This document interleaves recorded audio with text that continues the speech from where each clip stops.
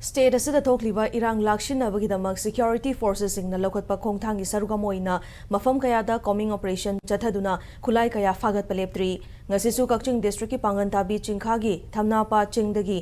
combined force na khulai kaya ma fagale hairi KAKCHING district police ki SP TH Bikramjit ki miteng makhada KAKCHING district police ki additional SP law and order amadi SDPO suknu yauba KAKCHING commando unit Wangu police station BSF ki chamaga kuntra mathoi battalion amadi pangantabi ki kuntra tare suba Assam rifles ki apunba kangbuna khulai sing adu fagat pangam kibani Fagalaba khulai sing adudi cover yauba 81 mm gi mortar ani cover yauba HE 51 mm gi mortar ama 51 mm gi smoke cell ani detonator yaudaba 36 HE grenade ahum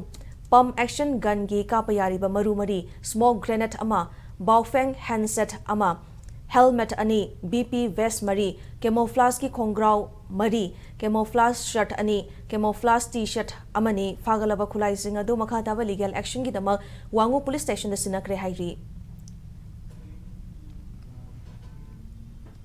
KANGPOKPI district ki modbung dagi southwest kilometer mari rom chalaga leiba ke langnom khul dagi security force na khulai kaya fagat pangamle hairi